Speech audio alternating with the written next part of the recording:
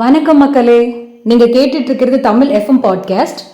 நான் தேடிய தேவதை ஆர் மகேஸ்வரி அவர்கள் எழுதியது. நிறைய பேர் நம்ம சேனலை சப்ஸ்கிரைப் பண்ணாம கதை கேட்டுட்டு இருக்கிறீங்க.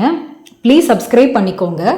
அப்போதான் நான் அப்லோட் பண்ற வீடியோஸ் உங்களுக்கு நோட்டிஃபிகேஷன்ல வரும். அண்ட் இந்த கதை உங்களுக்கு பிடிச்சிருந்தது அப்படின்னா லைக் பண்ணுங்க, ஷேர் பண்ணுங்க, கமெண்ட் பண்ணுங்க. நம்ம போன அத்தியாயத்துல ஆனந்த இனியனும் பிரியாவும் சந்திச்சதை பத்தி பார்த்திருந்தோம். இப்போ நம்ம கேட்க போறது அத்தியாயம் 5, கடலூர் பயணம். மாலை ரொம்ப நேரம் கழித்து நித்யவர்ஷினி வீட்டிற்குள் நுழைந்தாள். நித்யவர்ஷினி ஒரு இளம் அரசு மருத்துவர். கோவை அரசு மருத்துவக் கல்லூரி மருத்துவமனையில் பணிபுரிகின்றாள். நித்யா, ஏமா லேட்? தாய் கேட்கவும், ஹாஸ்பிட்டல்ல ஒரே வேலைமா, அதான். சரிம்மா, நீ போய் ட்ரெஸ் சேஞ்ச் செஞ்சுட்டு வாடா, சாப்பிடலாம் எனவும் நித்யவர்ஷினி உடை மாற்றி வந்தாள். தாய் தோசையை பரிமாறவும் உண்டு முடித்தாள். அம்மா, என்ன நித்யா என தனலட்சுமி கேட்டாள். நாளை வெள்ள சேதம் ஏற்பட்ட பகுதிக்கு மருத்துவம் பார்க்க போகணுமா? எங்கே போகணும்? பக்கத்து கிராமங்களுக்கா? இல்லம்மா, சென்னை, திருவள்ளூர், காஞ்சிபுரம், கடலூர் மாவட்டங்களில் தான் பெரும் வெள்ள பாதிப்பு ஏற்பட்டிருக்கு. உங்களுக்கு தெரியும் தானே? ஆமா, அதுக்கென்ன? அங்கேதான் போகணும். ஏய், என்ன சொல்ற? விளையாடுறியா நித்யவர்ஷினி? நிஜமாதாமா சொல்றேன். இது அரசு ஆனமா. அடுத்ததா எங்களை போல இளம் டாக்டர்களை சேவை மனப்பான்மையுடன் முன்வர சொல்றாங்க முதலமைச்சர். தனிப்பட்ட முறையில் ஆர்டர் வரல இல்லையா? ஒவ்வொரு மாவட்டத்திலிருந்து இவ்வளவு டாக்டர் வரணும்னு கேட்டிருக்காங்க. எங்க சீஃப் டாக்டர் என்னையும் போக சொல்றார். எனக்கு இதில் பரிபூரண விருப்பம். இப்படி ஒரு சந்தர்ப்பம் எப்போடா வரும்னு தான் எதிர்பார்த்தேன். வந்துவிட்டது, கிளம்பி போறேன். நித்யவர்ஷினி, அதெல்லாம் வேண்டாம் என தாய் வேகமாக கூறினாள். பின், வீட்டில் விசேஷம் வரப்போகுது, அதனால அண்ணனும் மாமனும் உன்னை போக அனுமதிக்க மாட்டாங்க. மாமா நான் கேட்டால் சம்மதிப்பார். நீங்களும் அண்ணனும் தான் சம்மதிக்க மாட்டீங்க. இன்னும் கொஞ்ச நாளிலே விசேஷம் வரப்போகுது. இப்ப போய் நீ இந்த அடைமழையில் வெளியூர் போறேன்னு சொல்றது நல்லா இல்ல நித்யவர்ஷினி என தாய் அதட்டினாள். அம்மா, வீட்டில் விசேஷம் வர இன்னும் 1 மாதத்திற்கு மேல் இருக்குமா? எந்த ஊருக்கு போக சொல்றார் உண்டீன்? அது நம்ம விருப்பம்மா.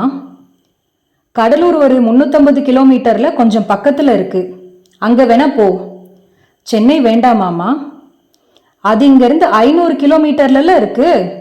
மாமா கிட்ட கேளு நித்யா, அவன் அனுமதிச்சா கடலூர் வேணா போ என்று தனலட்சுமி சொல்லி வாய் மூடும் போதே உள்ளே அவன் மாமன் வந்தாள். எதுக்கு அனுமதிக்கணும்னு அம்மா சொல்றாங்க நித்யா என்று பாசமாய் கேட்கவும், மாமா, மழை வெள்ளத்தால் சேதமான 4 மாவட்டங்களுக்கு அரசு மருத்துவர்களில் பாதி பேர் போகணும். வயதான மருத்துவர்களை காட்டிலும் மழையிலும் குளிரிலும் பணிபுரிய ஏற்றவர்கள் இளைஞர்கள் என்பதால் இளம் மருத்துவர்களை மருத்துவம் பார்க்க அனுப்ப சொல்லி அரசாங்கம் கேட்டிருக்கிறது மாமா. எங்க டீன் என்னையும் போக சொல்றார். அம்மா தான் வீட்டில் விசேஷம் அது இதுன்னு காரணம் காட்டி போக வேண்டாம்னு சொல்றாங்க. எனக்கு போகணும்னு ஆசை, நான் போயிட்டு வரேன் மாமா. ஏழைகளுக்கும் வெள்ளத்தில் பாதித்தவர்களுக்கும் சேவை செய்ய விரும்புகிறேன். மலர்விழியும் வருகிறாள். எனக்கு துணை இருக்கு மாமா. நீங்க சம்மதித்தால் அம்மா அண்ணனால் தடுக்க முடியாது. அதுதான் நீங்க என தயங்கவும், உடம்புக்கு முடியாமல் போய்விட்டால் கஷ்டமே நித்யா என சந்திரன் அன்புடன் கூறவும், மாமா, நான் சின்ன பிள்ளையா மாமா? நான் டாக்டர். என் உடம்பை எப்படி பார்த்துக்கணும்னு எனக்கு தெரியும் மாமா. ப்ளீஸ் மாமா, என்னை சேவை செய்யுங்க, அனுமதிங்க மாமா என நித்யவர்ஷினி அவனிடம் பரிதாபமாய் கெஞ்சவும், மாமன் சந்திரன் சிறு புன்னகையுடன், ஓகே மாமா, உன்னை கடலூர் போக அனுமதிக்கிறேன். நித்யாமாவுக்கு இப்போ சந்தோஷமா எனவும் நித்யவர்ஷினி பெரிதாய் ஆனந்தத்துடன் தலையசைத்தாள். நித்யவர்ஷினி அன்று இரவே கிளம்பி கொண்டிருந்தாள். ஜாக்கிரத, உடம்ப பார்த்துக்கோ என அண்ணன் சிவா கூறினான். ஏதாவது தொற்று நோயை இழுத்து விட்டு கொண்டு வந்து விடாதே அம்மா தனலட்சுமி கூறினாள்.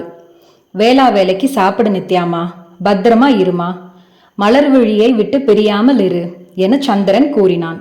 சரி மாமா. புது ஊர், வெள்ள சேதம் பாதித்த ஊர், ஏதாவது முகாம்களில் நீயும் பொதுமக்களோடு தங்க வேண்டி வரும். வெளியே போகாதே. அப்படியே போகிற சூழ்நிலை வந்தாலும் நம்ம மலரோடு செல், சரியா என சந்திரன் கூறிக்கொண்டிருக்கும் போது டாக்டர் மலர்விழி வந்துவிட்டாள். அந்த மாமன் நம்ம மலர் என்று கூறியது காதில் விழுந்ததும் மலர்விழி சிலிர்த்து போனாள். அதன் பின் பெருமூச்சொன்றை வெளிப்படுத்தினாள். சந்திரனை ஆழ பார்த்து கொண்டே அருகில் சென்றாள். மலர்விழி, நீயும் போறேன்னு நித்யா சொன்னதால தான் இவளை அனுப்பவே சம்மதிச்சேன். இவள் பாதுகாப்பு உன் பொறுப்பு. இன்னும் 1 மாதத்தில் நம்ம வீட்டில் ஃபங்க்ஷன் இருக்கிறது உனக்கே தெரியும். அதனால இவளை ஜாக்கிரதையா பார்த்துக்கோ என்றான் சந்திரன். இருவரையும் காரில் அழைத்து வந்து கோவை மருத்துவக் கல்லூரி மருத்துவமனையில் விட்டான் சந்திரன். அங்கே இருந்த 4 சொகுசு பேருந்துகளில் அத்தனை டாக்டர்களும் ஏறினர். நித்யவர்ஷினியும் மலர்விழியும் கடலூர் செல்லும் பேருந்தில் ஏறி அமர்ந்தனர். பேருந்து புறப்பட்டது. நித்யவர்ஷினியும் மலர்விழியும் மகப்பேறு மருத்துவராக கோவை அரசு மருத்துவக் கல்லூரி மருத்துவமனையில் பணிபுரிகின்றனர். நித்யவர்ஷினி பேரழகி, நல்ல நிறம், சிற்பம் போன்ற மேனியுடையவள். வயது 26. அழகி மட்டுமல்லாது நல்ல திறமைசாலி. ஒரு தனியார் கல்லூரியில் பல லட்சங்களை கட்டி MBBS முடித்தாள். கையோடு DGOவும் முடித்தாள். ஆனால் மேற்படிப்பு அரசு கல்லூரியில் படித்தாள். பின் அரசு மருத்துவர்களுக்கான தேர்வு எழுதி தேர்ச்சி பெற்று அவள் சொந்த ஊரிலேயே மருத்துவராகவும் பணிபுரிகிறாள். மலர்விழி அவள் உயிர் தோழி. இருவரும் ஒன்றாக படித்தவர்கள். இப்போது வேலையும் பார்க்கிறார்கள். வீடு பக்கத்து வீடு. எப்போதும் இணை பெறுவதில்லை. விடியற் காலையில் கடலூர் வந்து இறங்கினர். ஒவ்வொரு மாவட்டத்திலிருந்து டாக்டர்களை ஏற்றிக்கொண்டு வந்த பஸ் கடலூர் கலெக்டர் அலுவலகத்தில் நின்றது. கலெக்டரின் ஆணைப்படி ஒவ்வொரு முகாம்களுக்கும் பிரித்து அனுப்பப்பட்டனர். நித்யவர்ஷினி, மலர்விழி அவர்களுடன் வந்த கோயம்புத்தூர் டாக்டர்கள் பாதி பேர் ஆனந்த இனியனுக்கு சொந்தமான ராஜேஸ்வரி மெட்ரிகுலேஷன் பள்ளிக்கு அனுப்பப்பட்டனர். பள்ளி மிக பிரம்மாண்டமாய் இருந்தது. கிட்டத்தட்ட 75 ஏக்கர் பரப்பளவுக்கு மேல் இருந்தது. மிக பிரம்மாண்டமான கட்டிடங்களுடன் பள்ளி கம்பீரமாய் நின்றது. அங்கே 2000த்திற்கு மேற்பட்ட மக்கள் தாராளமாய் தங்கி இருப்பது கண்டு வியந்து போனாள் நித்யவர்ஷினி. மாடியில் டாக்டர்களுக்கு அறை ஒதுக்கி கொடுத்தனர். நித்யவர்ஷினி தங்கிய அறையில் 6 பேர் தங்கினர். ஒவ்வொருவராய் குளித்துவிட்டு வந்தனர். சாப்பிட அழைத்து சென்றனர். டாக்டர்களுக்கு தனி அறையில் உணவு பரிமாறப்பட்டது. உணவு சூடாகவும் சுவையாகவும் இருந்தது. உணவுக்கு பின் அந்த அறையை விட்டு வெளியேறி வராண்டாவிற்கு வந்தனர் நித்யவர்ஷினியும் மலர்விழியும். வெளியே மழை விடாமல் கொட்டி கொண்டிருந்தது. ஸ்கூல் ரொம்ப பிரம்மாண்டமா இருக்கு இல்லையா மலர் என நித்யவர்ஷினி கேட்கவும், ஆமாம்பா, இத்தனை வசதிகளுடன் மிக பிரம்மாண்டமான ஒரு பள்ளியை நான் இதுவரை பார்த்ததில்லை. இந்த பள்ளியின் சொந்தக்காரர் மிகப்பெரிய தொழிலதிபராம். இவங்களுக்கு எக்கச்சக்க தொழில்கள் இருக்காம் என்றாள் மலர்விழி.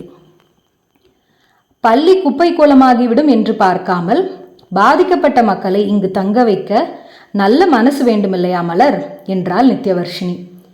இவ்வளவு மக்களும் 3 வேளை உணவு வழங்குவது அவரோட சொந்த செலவிலாம்.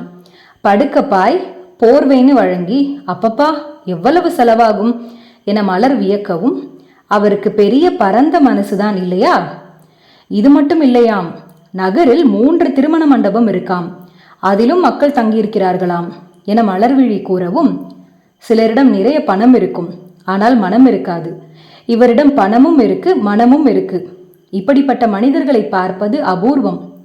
நாட்டில் இவர்களைப் போல நிறைய பேர் இருந்தால் நாடு முன்னேறும், மக்களும் பயன்பெறுவார்கள் என நித்யவர்ஷினி பிரமிப்புடன் கூறினாள். நீ சொல்வது சரிதான் நித்யா. இவர் தங்கமான ஆளாம். சுனாமியின் போது கடலூரில் வீடு இழந்த 100 மீனவர்களுக்கு இவருடைய தந்தை தன் சொந்த இடத்தில் சொந்த செலவில் 100 வீடுகளை கட்டி கொடுத்தாராம். இவரோ தந்தைக்கு கொஞ்சமும் சளைத்தவர் இல்லை என்பதை தானே புயல் வந்தபோது நிரூபித்தாராம். அப்படி என்ன செய்தார்? தானே புயலின் போது வீடு இழந்த 300 குடும்பங்களுக்கு வீடு கட்டி கொடுத்திருக்கிறாராம். நிஜமாகவா? ஆமாம் நித்யா. இந்த பெருமழை பேய் மழையின் காரணமாக வீடு இழந்த மக்களை கணக்கெடுக்கிறாராம். இப்போது அவர் 500 வீடு கட்டி கொடுக்க இருக்கிறதாக திட்டமாம். இந்த நியூஸ் எல்லாம் எப்போது சேகரிச்ச மலர்?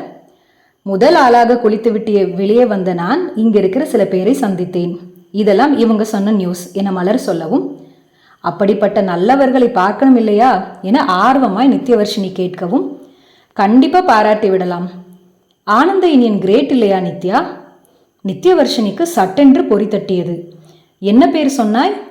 ஆனந்த இனியன். அவர்தான் இந்த பள்ளிக்கு சொந்தக்காரராம். 7-8 நாட்களுக்கு முன்பு நம் ஊர் புத்தக கண்காட்சியில் என் மேல் மோதினவன் பேர் கூட ஆனந்த இனியன். அவனே சொன்னான் என நித்யவர்ஷினி கூறவும், ஆனந்த இனியன்கிற பேர்ல நிறைய பேர் இருப்பாங்க, அதில் ஒரு பொறுக்கி உன் மேல மோதி இருக்கலாம் என மலர்வேலி பதில் சொல்லவும், ஊர் கூட கடலூர்னு சொன்னதா ஞாபகம் மலர் என நித்யவர்ஷினி நெற்றியை ஒற்றை விரலால் தேய்த்து கொண்டு கூறவும், ஆனந்த இனியனோ பெரிய பிஸ்னஸ்மேன். இந்த ஆனந்த இனியனுக்கு அங்கு என்ன வேலை? அப்படியே வேலையே இருந்து அங்கு வந்திருந்தாலும் வேலை முடிந்ததும் ஊரில் திரும்பி இருப்பார். அதை விட்டுட்டு கண்காட்சிக்கெல்லாம் வந்து சும்மா வெட்டியா சுற்றி திரிவாரா? குழப்பமா இருக்கு மலர் என்று நித்யா சொல்லவும், எதுக்கு குழப்பணும்? கண்காட்சியில பார்த்த ஆள் ரொம்ப சிறு வயதாக இருந்தார். ஜீன்ஸும் காலர் இல்லாத டிஷர்ட்டும் போட்டுக்கொண்டு வெட்டியாக ஊரை சுற்றி திரிகிறவர் போல் இருந்தார் இல்லையா? நீ சொல்வது கூட சரியா இருக்கும் என தன் மேல் மோதினவன் இவராக இருக்க மாட்டான். அவன் தோற்றமும் பேச்சும் என்னை இழுத்து இறுக்கி கொண்டதையும் பார்த்தபோது சுத்த பொறுக்கி போலதான் இருந்தான் என்றாள் நித்யவர்ஷினி.